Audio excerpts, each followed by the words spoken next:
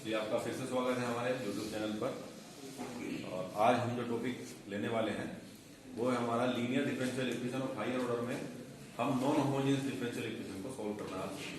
तो मैंने लिखा हुआ है linear differential of equation of higher order solve कर रहे हैं। इसमें कौन सी नॉन होमोजेनियस वाली, तो नॉन होमोजेनियस किस तरह से होंगी, F D is equal to Y is equal to R. यहाँ पे जो आर होता है वो फंक्शन ऑफ एक्स और कॉन्स्टेंट, दोनों में कोई एक होगा, यानी कि जीरो नहीं होगा। यदि जीरो होता है तो ये इक्वेशन जो बनती है वो होमोजेनियस बन जाती है और उस कंडीशन में सिर्फ CF निकालना होता है। लेकिन अभी क्या होने वाला है कि जो R की वैल्यू है वो जीरो नहीं होगी, या तो x का फंक्शन होगी या फिर कांस्टेंट होगी। इन दोनों ही कंडीशन में हमें क्या करना पड़ेगा, PI निकालने की जरूरत पड़ेगी। और जब हम कंप्लीट सॉल्यूशन निकालेंगे तो कंप्लीट सॉल्यूशन होगा CF प्लस PI। तो अभी हम सिर्फ PI निकालना सीख रहे हैं, कैसे PI निकालते हैं। तो मैंने लिखा हुआ है फाइंडिंग PI। PI के लिए आपके बेसिक फॉर्मूला सबसे पहला ये है कि PI equal to R upon FD, R upon FD।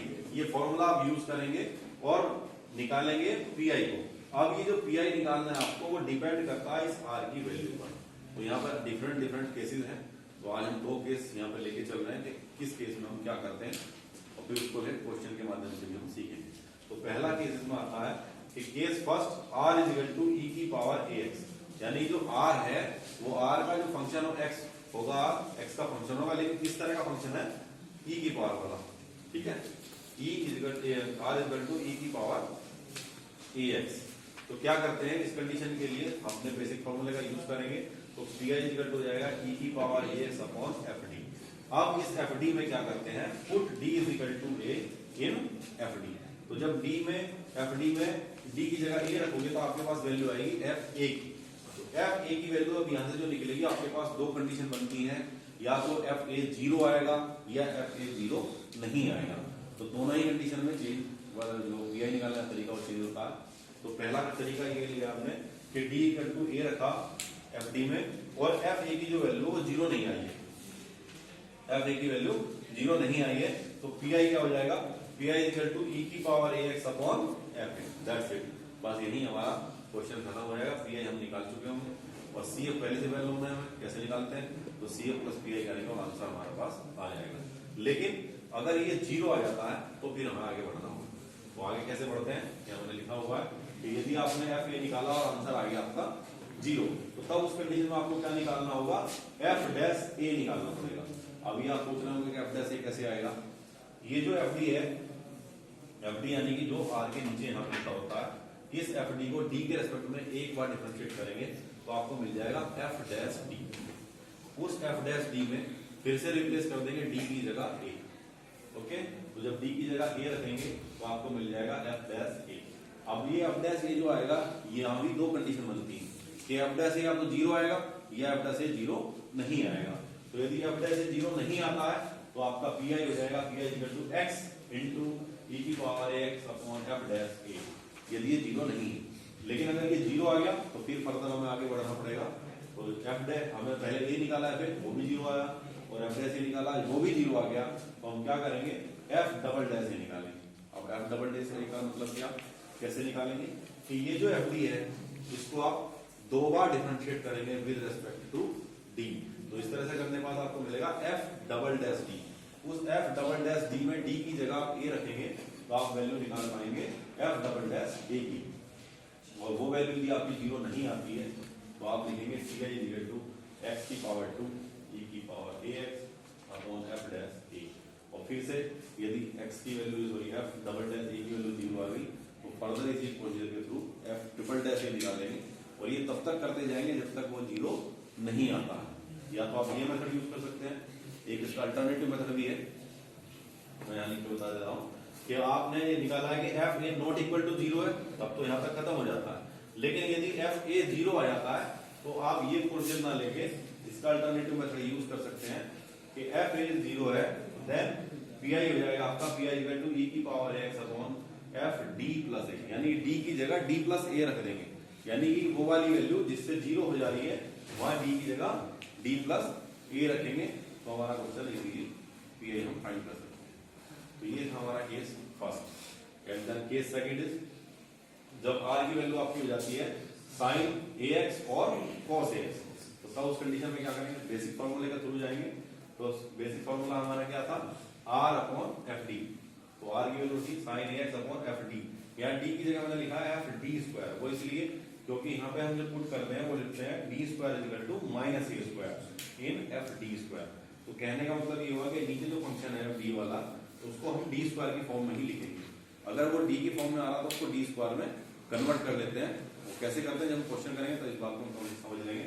लेकिन आप फिलहाल याद रखें कि यहाँ जो फंक्शन होगा वो डी स्क्वायर की फॉर्म में होगा, ताकि हम रिप्लेस करने में हमारे लिए आसानी रहे। D square equal to minus A square. अभी जो माइनस ए स्क्वायर ये कहाँ से आ रहा है, माइनस को आप साइन याद रखेंगे, और ए जो होता है ये साइन ए एक्स जो लिखा है इसमें एक्स का कोएफिशिएंट होता है, या कोस एक्स की फॉर्म में दिया है तो एक्स का कोएफिशिएंट कोस के साथ जो दिया है वो ए की वैल्यू होती है। यहाँ वैल्यू रखेंगे, तो वैल्यू रखने के बाद आप जो वैल्यू निकालेंगे वो आएगी आपकी एफ माइनस ए स्क्वायर। अब यहाँ भी दो कंडीशन आपकी बनती है कि या तो ये जीरो आएगा या जीरो नहीं आएगा। अगर ये जीरो नहीं आता है तो F minus A square is equal to not equal to zero है, तो देन पी आई आपका हो जाएगा साइन ए एक्स अपॉन एफ माइनस ए स्क्वायर, और यदि कोस की फॉर्म में तो भी फिर ये हो जाएगा कोस a x upon F minus A square. लेकिन अगर ये जीरो आ जाता है, एफ माइनस ए स्क्वायर जीरो आ जाता है, तो फर्दर आप जो ऊपर वाला कुछ होता है इसको फिर से रिपीट करते हैं। यहाँ क्या करेंगे, अब एफ डैश माइनस ए स्क्वायर निकालेंगे।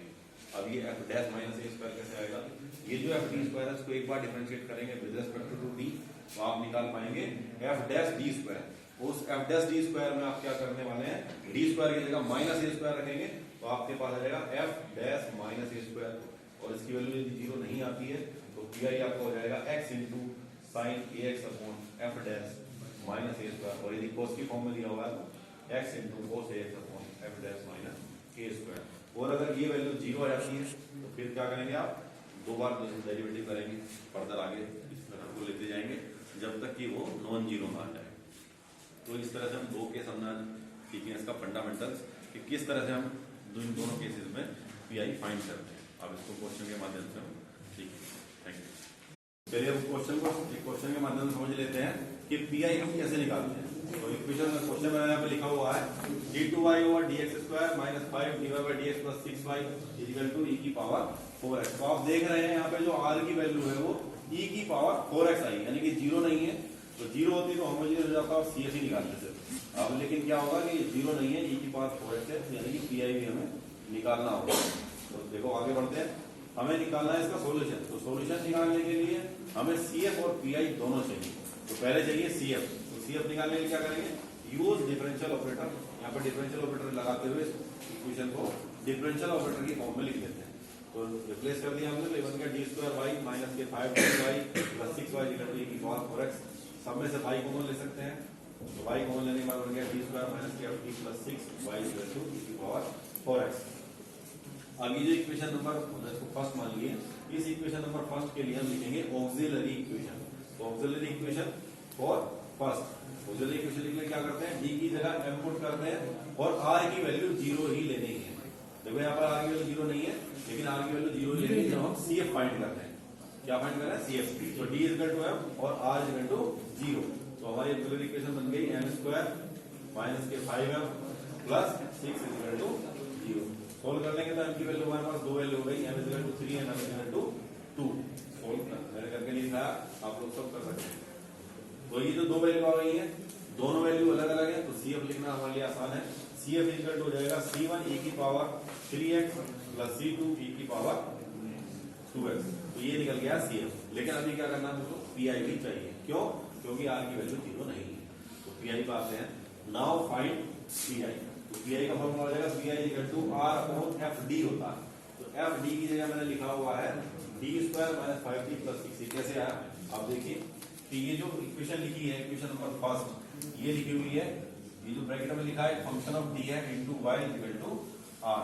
तो अभी वीडियो में देखा था कि इस इक्वेशन को जनरली हम लिख के कैसे बताते हैं, मैं लिख देता हूं कि f d y is equal to r। इस वाली फॉर्म में इक्वेशन हमने चेंज कर ली है ये वाली। तो इसको यदि हम कंपेयर करें तो y के साथ जो कोएफिशिएंट में है वो सारा फंक्शन ऑफ d है, और वही हमारी वैल्यू fd की होगी। तो ये वाली वैल्यू क्या हो गई, fd। तो हमने यहाँ रख दी है e की पावर 4x, r की वैल्यू है और fd की वैल्यू है d square minus 5d plus 6। अब क्या करते हैं, चूंकि ये केस फर्स्ट है हमारा, यानी e की पावर ax वाली फॉर्म है, तो हम क्या करते हैं केस फर्स्ट में कि हम d की जगह a पुट करते हैं। a इनका है तो ये जो x का कोफिशिएंट आया यहाँ पर 4 आया हुआ है तो हम पुट करेंगे d is equal to 4 in fd।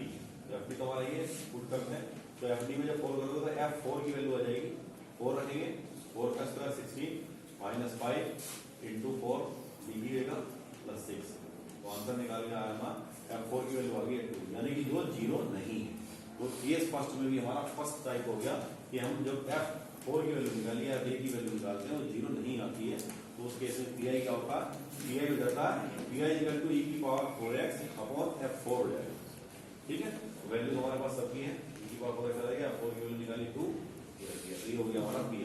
Now solution of the given equation क्या हो जाएगा y equal to cf plus P. तो cf की वैल्यू निकाल चुके हैं पी की वैल्यू हमारे पास है दोनों वैल्यू उठा के यहाँ पर रखेंगे और आंसर हमारा आ जाएगा। तो this is the required solution of differential equation